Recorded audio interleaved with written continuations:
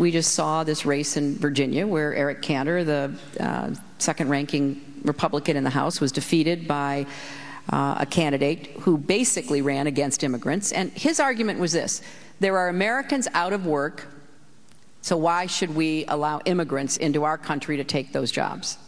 And I think that's a fair question. But the answer is not to throw out of work and deport the 11 million immigrants who are contributing already to our economy. The answer is to grow our economy to create more jobs.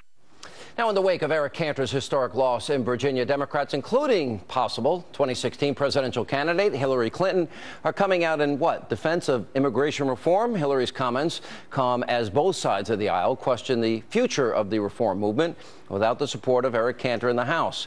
Now, President Obama also addressed the recent surge of illegals entering our country last night at a Democratic fundraiser, and he vowed to continue to fight for reform despite the politics. Here with reaction from the University of Virginia's Center for Politics, Larry Sabato. Larry, good to see you.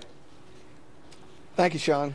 Why do I think that Eric Cantor's loss was a lot bigger than immigration? And I also think it transcends Republican Tea Party in that battle. And I think it is a feeling that Washington is failing dramatically. They're not helping the American people. There's no question that was part of it. People who are focusing on just one explanation for Eric Cantor's defeat are missing the big picture. There were lots of important factors, several really important factors. Yes, immigration was one. So was a feeling that Washington isn't listening, and in particular, in that district, that our congressman who is majority leader isn't listening.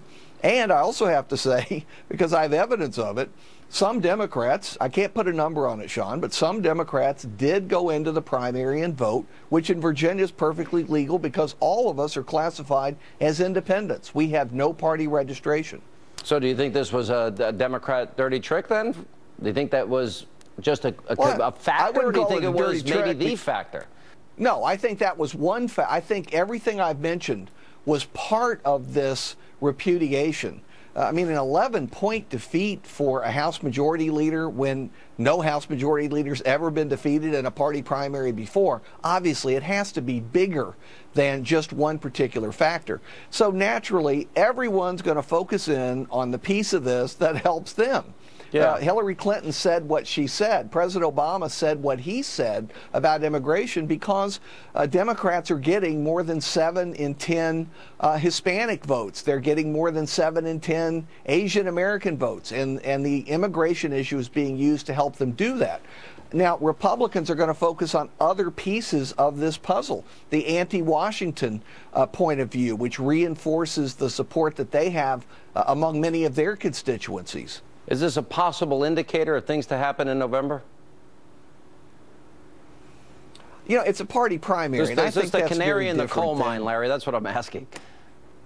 Oh, I see. Canary in the coal mine about the fact that people are frustrated with Washington. It's possible. I mean, I wouldn't be shocked to see other people in leadership positions, whether committee chairs or people in the hierarchy, losing. That happens whenever there's a wave. If there's a wave this November, sure, it could happen again. Yeah, but you and I both know that they have gerrymandered.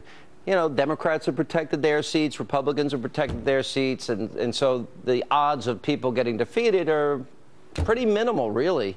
I mean, the Senate races are a little different, obviously, but in the House, certainly, that's the case. Yeah, and it's frustrating because when people want to demonstrate their desire for change, they really don't have the opportunity because at most, and I do mean at most, 60 districts out of 435 are competitive in a general election. I'll bet you, Sean, we get to October and it's more like 40 are actually being contested in a 435-seat House. So that's true. But look at what happened with Eric Cantor. That's one person. Look at the earthquake that came about on account of it. The same could happen if a senior member of Congress, even just one, goes down in November. Listen, I'm angry at the Republicans. They're supposed to be the party of balanced budgets, limited government, etc. If I went with a microphone on any city street in any small town, city in this country, and I asked them what the Republicans stand for, what are they going to do if they get elected? I doubt, Larry, that many people could answer that question with any specificity, because there's not. 4 years into Obamacare, there's not even a consensus plan. You know, they wouldn't even get behind the penny plan, which would be right in their wheelhouse to balance the budget and live within their means. Nobody's advancing the concept of small government in the alternative party here. I'm frustrated with them.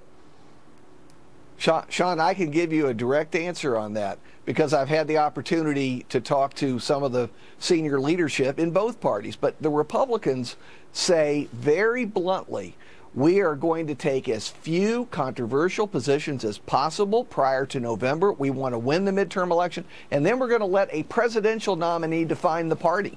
They are kicking the can down the road to their presidential nominee. That's not leadership, Larry. You look, the reason I like these, but I'm saying that's why. I like conservative governors. They're getting the job done, and they're helping the people in their states. The Republicans in Washington, they're timid. You're describing. They care more about their power than they do about the people. Because if they did, they wouldn't take that position. About getting reelected.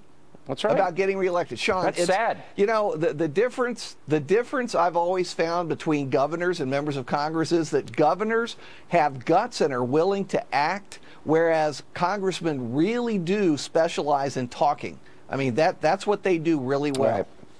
All right, Larry, good to see you. Appreciate you being here. And coming up